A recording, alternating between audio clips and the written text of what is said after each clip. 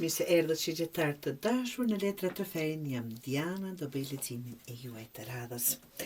Letrat që kanë dalë për ju është Karroca, 9 të kupës, 8 të shkopive dhe Kalorësi i shpatës.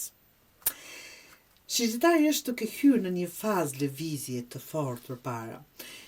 Lëvizje, Karroca është lëvizje, absolutisht.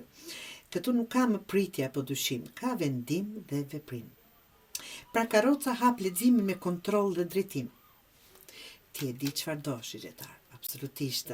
Dhe nuk je më i gatshëm apo e gatshme të lëvizësh pa qëllim. 9 të kupës është kënaqësi personale. Një ndjenjë që më në fund po më shkon ashtu siç dua apo sipas meje. Pastaj vjen 8 të shkopive që tregon zhvillime të shpejta, lajme, lëvizjet me një ritëm të lartë dhe Kalorësi i shpatës e mbyll me veprim të drejtë për drejtë, fjalë të qarta, vendime pa kthim mbrapa. Ky lexim flet për moment vendimtar, të dashur shigjetar, jo për ndonjë reflektim të gjatë. Të dashur shigjetar, nëse këto letra do t'i lexonim vetëm për dashuri, si do t'ingëllonte?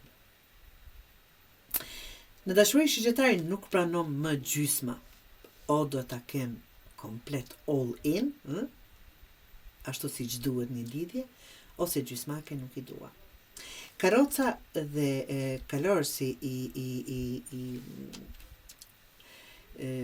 shpatës tregojnë bisedë drejt për drejt, qëndrim të qartë, vendime që nuk shtyhen më.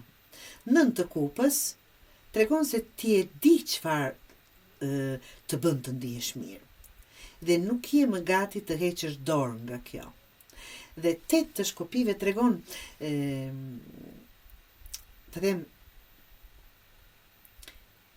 se ti absolutisht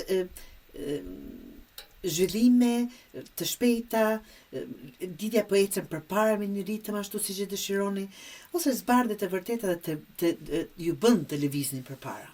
Kjo nuk është një javë pra për kompromise. Është qartësi dhe lëvizje. Nëse të njëjtat letra do i lexonin për punë dhe para, është lexim aktiv, siç thash, është vërtet lëvizje, siç është dhe shigjetari. Karroca, drejtimi qartë profesional, 9 të kupës kënaqësi me zgjedhjen që bën, 8 të shkopive lajme, oferta, udhëtime, zhvillime të shpejta dhe Kalorësi i shpatës veprime të menjëhershme dhe vendime të guximshme dhe kësha të qarta.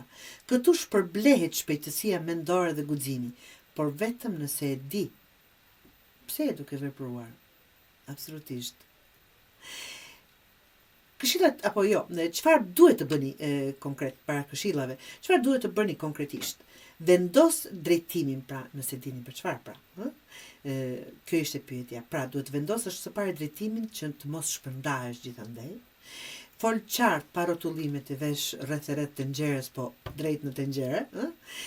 Vepro kur të vjen mundësia, mos u ndal nga frika e gabimit. Gjithë gabojmë, edhe nëse gabojmë duhet të vazhdojmë. Do thotë është një lëvizje para kësaj të zgjedhni rrugën e duhur, çfarë vërtet dëshironi, dhe pastaj të ecni siç është kjo karroca dhe deri tek qartësia që vete vërtet aty ku dëshironi. Pra, këshillën që mund t'ju jap, kur e di çfarë do, rruga hapet vet. Kjo është koha për të lëvizur shpejt, por me vetdi, absolutisht.